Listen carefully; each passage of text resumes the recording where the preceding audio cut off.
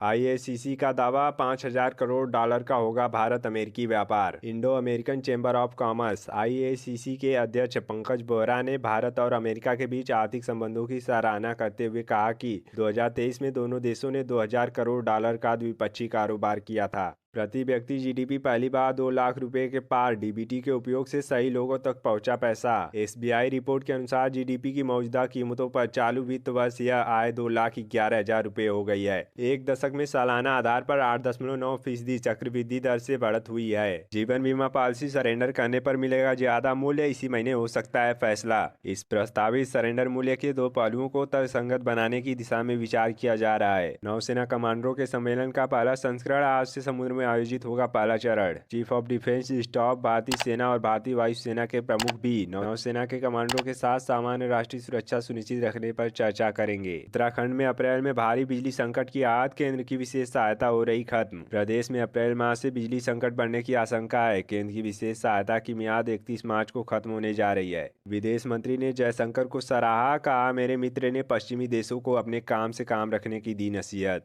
योगी मंत्रिमंडल विस्तार आज। ओम प्रकाश राजभर, दारा सहित 3 मंत्री ले सकते हैं शपथ। फ्रांस में गर्भपात को संवैधानिक अधिकार बनाने वाले विधेयक को मिली मंजूरी। और इस तरह फ्रांस गर्भपात को संविधान में शामिल करने वाला दुनिया का पहला देश बन गया है। दिल्ली में किन महिलाओं को नहीं मिलेंगे 1,000 रुपये? योजना का लाभ केवल उन्हीं महिलाओं को मिलेगा जो अभी सरकार की किसी पेंशन स्कीम का हिस्सा नहीं है, सरकारी कर्मचारी नहीं है और इनकम टैक्स नहीं देती हैं। यूएन रिपोर्ट में दावा, हमास लड़ाकों ने बंदूकों के साथ दुष्कर्म किया, शवों के साथ भी की हैवानियत। एसबीआई के सुप्रीम कोर्ट जाने पर राहुल गांधी बोले, यह पीएम मोदी को बचाने की आखिरी कोशिश। एक्स पर राहुल ने पोस्ट करते हुए कहा कि जब सुप्रीम कोर्ट ने कहा कि चुनावी बांड के बारे में सच जानने का अधिकार पूरे देश के लोगों का है, तो फिर एसबीआई क्यों नहीं चाहता कि यह सच चुनाव से पहले सार्वजनिक हो? लिंक भेज फोन पर कर लेते कब्जा। कंबोडिया में बैठकर भारत में 100 करोड़ से ज्यादा की साइबर ठगी। 3 गिरफ्तार। मध्य प्रदेश के छतरपुर में बसपा नेता की हत्या, शादी समारोह के पास सिर में मारी गोली। हिमाचल प्रदेश में 18 से 60 वर्ष की 5 लाख पात्र महिलाओं को नए वित्त वर्ष में 1,500 रुपये पेंशन, सीएम ने किया ऐलान। यूपीए और मोदी सरकार के 10 साल के काम के अंतर पर बहस कर ले। स्मृति ईरानी की राहुल गांधी को चुनौती।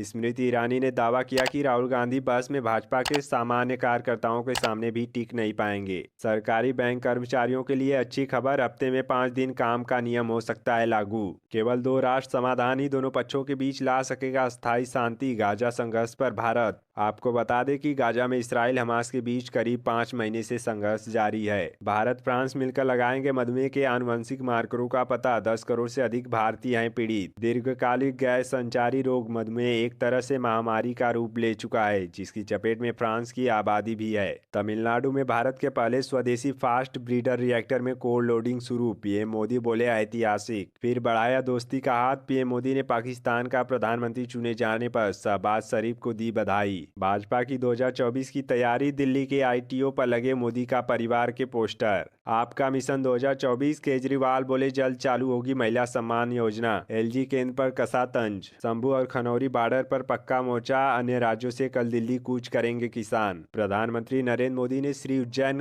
काली मंदिर में की पूजा। करोड़ों की परियोजनाओं का करेंगे शिलान्यास। पंजाब का 2 लाख करोड़ का बजट पेश। कोई नया टैक्स नहीं, महिलाओं के लिए कोई घोषणा नहीं। मेनका या वरुण में किसी एक को ही मिलेगा टिकट। ब्रजभूषण शरण सिंह समेत कई दिग्गज नेताओं ने लगाया दम। भारत जोड़ो न्याय यात्रा के दौरान राहुल गांधी बोले, मोदी चाहते हैं कि आप मोबाइल देखो, जय श्री राम बोलो और भूखे मर जाओ। चुनाव के दौरान हिंसा बर्दाश्त नहीं। बंगाल में बोले मुख्य चुनाव आयुक्त। नौकरशाहों को निष्पक्ष रहने की दी सलाह। कोविड संक्रमण से ठीक हो चुके अधिकतर लोगों के आईक्यू में गिरावट। चीजों को याद रखना, तर्क करना हो गया मुश्किल। यूपी पुलिस पेपर लीक मामले में योगी सरकार की बड़ी कार्रवाई। पुलिस भर्ती बोर्ड की अध्यक्ष रेणुका मिश्रा को हटाया।